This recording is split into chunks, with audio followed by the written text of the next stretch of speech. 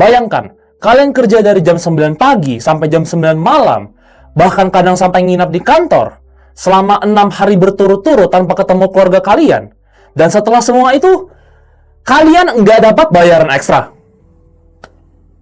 Ya, mungkin kedengarannya seperti mimpi buruk untuk setiap pekerja di luar sana. Tapi tahukah kalian, ini adalah kenyataan bagi para pekerja muda di Cina. Hai semua, gua Jo, dan kali ini kita akan membahas Cina, terutama tentang Tanping atau gaya hidup lay flat. Kalau kalian penasaran cerita macam apa yang mau gua bahas, simak ceritanya, dan mari kita mulai.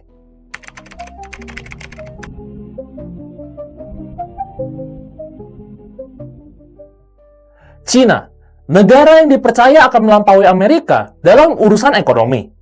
Orang-orang di sana diketahui memiliki etos kerja yang sangat tinggi, mulai dari nginap di kantor kalau perlu, dan juga sistem 996 yang disarankan oleh Jack Ma. Tapi dengan etos kerja setinggi itu, kaum-kaum mudanya malah mengeluarkan sebuah kata-kata yang membuat semua orang kaya dan juga pengusaha di Cina jadi ngeri, yaitu, "Sudah cukup, kami lelah, kami ingin rebahan." Dan terciptalah fenomena lay flat atau Tanping ini. Fenomena di mana orang-orang muda di sana memilih untuk tidak bekerja dan rebahan aja mending di rumah. Kedengarannya enak, tapi sebenarnya ini memiliki sebuah akibat fatal bagi ekonomi Cina yang sedang berkembang sekarang. Kalau kalian mengira fenomena ini hanyalah tren sosial media yang dibuat oleh orang-orang, kalian salah besar. Ini adalah sebuah bentuk protes terhadap sistem yang dinilai sudah tidak adil bagi para pekerja, terutama para pekerja muda. Dan setelah membaca semuanya, gue jadi berpikir, apakah negara kita, Indonesia, menuju ke arah yang sama dengan Cina? Tapi untuk menjawab pertanyaan itu, kita perlu tahu dulu, apa itu Tanping, dan bagaimana ini semua bisa terjadi. Dan semuanya dimulai dengan satu kata, yaitu involution atau neijuan. Apa itu neijuan? Coba kalian bayangkan di kantor kalian tuh ada 10 orang. Nah, di antara 10 ini, kalianlah yang kerja paling keras dan produktivitasnya paling tinggi. Ya, misal kayak kerja 16 jam sehari, terus juga nginap di kantor sekalian ya. Jadi produksinya yang paling tinggi, dan juga harusnya naik jabatan paling cepat. Tapi involution adalah kejadian di mana semua orang itu kerjanya sama gilanya kayak kalian. Misal, semuanya kerja 16 jam, juga nginap di kantor, dan segala macam lah. Intinya semua orang kerja gila-gilaan demi bersaing satu sama lain. Beginilah kultur kerja ekstrim di Cina. Mereka kerja 12 jam, bahkan kadang sampai nggak pulang, demi produktivitas yang bahkan nggak ningkat. Jadi ya mereka walaupun nggak ada kerjaan, mereka tetap stay aja di kantor. Demi apa? Demi bisa bersaing, cuy. Gila memang. Semua ini tercermin dalam sistem 996, di mana kalian masuk jam 9 pagi, pulang jam 9 malam, selama 6 hari dalam 1 minggu. Ya, total jam kerja 72 jam. Founder Alibaba, yaitu Jack Ma, melihat 996 ini sebagai berkah. Sedangkan untuk generasi muda Cina, melihat sistem 996 ini, itu sebagai kutukan. Dan untuk melawan sistem 996 ini, terciptalah filosofi Tanping. Filosofi dari Tanping ini sebenarnya sangat-sangat simpel. Beberapa di antaranya adalah, pertama, mereka akan menolak tekanan sosial untuk menikah dan juga punya anak. Kedua, mereka benar-benar menolak konsumerisme. Jadi barang-barang branded, terus juga barang-barang mahal gitu ya. Mereka nggak bakal tuh pinjol buat beli barang kayak gituan, enggak. Nggak bakal pernah. Mereka menolak benar-benar barang-barang mahal gitu. Barang-barang nggak butuh lah. Ketiga, mereka cuma akan bekerja untuk memenuhi kebutuhan dasar. Seperti ya makanan, minuman, terus juga kosan, dan mungkin wifi. Keempat, mereka menolak menjadi baut dalam sistem ekonomi yang tidak mementingkan kemanusiaan sama sekali. Lalu kenapa orang-orang di Cina sampai bikin filosofi kayak begini? Apakah mereka semalas itu untuk kerja? Bukan ya. Jadi, ada beberapa faktor. Pertama, harga rumah di Cina itu udah benar-benar terlalu tinggi. Kayak saking tingginya tuh 40 kali lipat dibandingkan penghasilan per tahunnya di Cina. Jadi, pekerja Cina tuh bikin setahun 150.000 yuan. Sedangkan harga rumah itu 6 juta yuan. Ini kira-kira 40 tahun baru bisa punya rumah. Itu pun nggak beli makan, minum, segala macam. Cuma nabung rumah aja. Kedua, pengangguran dari kaum muda mereka. Berdasarkan data dari Biro Statistik Nasional Cina pada tahun 2023, kaum muda mereka sekitar usia dari 16 sampai 24 tahun itu sebanyak 21%-nya menganggur. Ya, ini terhitung cukup tinggi. Ketiga, ada masalah antara biaya pendidikan yang dikeluarkan dengan pekerjaan yang didapat. Jadi, orang tua di Cina sana, itu mereka lesin anaknya privat, mahal, agar bisa melewati ujian nasional mereka yang bernama Gaokao. Seberapa penting Gaokao ini? Ibaratnya, kalau anak kalian Gaokao-nya skornya rendah, itu udah dijamin masa depannya suram, cuy.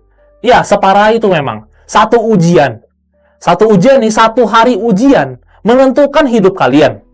Itu, sepenting itu Gaokao. Salah satu cerita mengenai ini adalah tentang Chen. Orang tua Chen ini adalah seorang petani miskin yang sudah menabung bertahun-tahun agar si Chen ini bisa lulus Gaokao. Dilesin dan juga diajarin segala macam. Ya, intinya udah effort banget lah. Si Chen ini lulus Gaokao nilainya bagus, mau masuk Universitas Beijing. Dan setelah lulus, dia mencoba untuk mendaftar ke 50 perusahaan berbeda. Tapi, ke 50 perusahaan ini nggak mau nerima Chen. Akhirnya si Chen coba lagi sampai 500. Dan ada nih beberapa yang mau, tapi gajinya itu bahkan nggak bisa ngebayar kosan.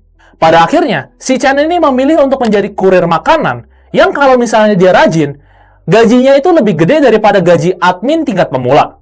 Dan tiap kali dia ditanya oleh orang tuanya, si Chen ini kabarnya gimana dan kerjanya apa? Si Chen bakal jawab, iya, aku sekarang kerjanya di perusahaan logistik gede loh, papa mama. Ya, secara teknis nggak salah. Dia kerja sebagai kurir makanan. Salah satu aplikasi terkenal di Cina yaitu Meitian. Ya, intinya top 3 Cina lah itu. Tapi tiap kali si Chen ini mengingat perjuangan orang tuanya, hatinya sakit. Masa udah di sekolah tinggi-tinggi, malah jadi kurir makanan. Dan filosofi Tanping ini, makin lama makin berevolusi menjadi Bailan, atau let it rot. Jadi, kalau misalnya Tanping tadi itu masih kerja ya untuk memenuhi kebutuhan hidup, Bailan ini lebih parah. Dia nggak bakal kerja sama sekali, pasrah, dan juga depresi aja gitu. Nggak mau bergerak. Dan itulah faktor-faktor yang membuat anak muda di Cina melakukan Tanping.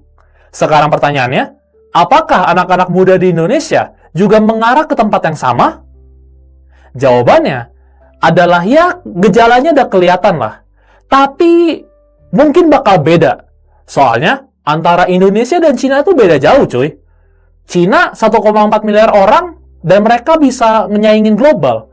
Sementara kita 200 juta dan kita masih negara berkembang. Faktor pertamanya adalah kenaikan upah itu lebih kecil dibandingkan dengan harga barang. Ya kalian tahu sendirilah, antara gaji kalian naik sama harga barang naik, lebih gede harga barang naik. Ya itu kita subjektif lah, tergantung daerah dan keadaan kalian. Dan generasi muda di Indonesia secara kolektif telah setuju kalau mereka bakal makin susah untuk beli rumah. Kemungkinan besar, generasi muda Indonesia itu bakal jadi generasi yang cuma bisa ngontrak, nggak bisa beli. Gejalanya mirip kan dengan yang ada di Cina? Kedua, isu mengenai burnout dan mental health. Seperti yang kita tahu, kalau misalnya generasi muda di Indonesia itu udah pada aware sama yang namanya mental health. Ya, jadi kalau misalnya stres, venting atau curhat, terus juga kalau merasa stres pekerjaan, pergi healing. Mereka masih bekerja keras kok, masih bekerja keras. Tapi sekarang sudah mulai dinormalisasikan untuk kalau misalnya ada masalah dengan mental health, ya ambil cuti. Isu mengenai mental health ini sebenarnya bukan kayak faktor utama gitu yang bisa membuat kita anak muda Indonesia Tanping. Tapi bisa saja menjadi faktor pendukung kalau suatu waktu ini dilakukan secara berlebihan. Contoh, kerja dikit minta healing, terus juga ada masalah dikit dengan rekan kerja, langsung venting gitu, langsung ngegosip. Ya, itu bisa aja nanti kita ngebuat budaya Tanping di sini. Amit-amit ya. Ketiga, ada masalah middle income trap. Seperti yang kita tahu, demografi Indonesia itu didominasi oleh kelas menengah dan juga kelas bawah. Ya, kelas atasnya dikit lah. Dan dua kelas ini, mereka masih butuh kerja. Dan apa yang terjadi? lapangan kerja benar-benar sempit. Jadi semua orang berebutan untuk mencari pekerjaan. Salah satu contoh datanya adalah rekrutmen CPNS pada tahun 2024. Tercatat, ada lebih dari 3,9 juta orang yang mendaftar. Sedangkan, kursi yang tersedia itu jumlahnya cuma 250 ribu.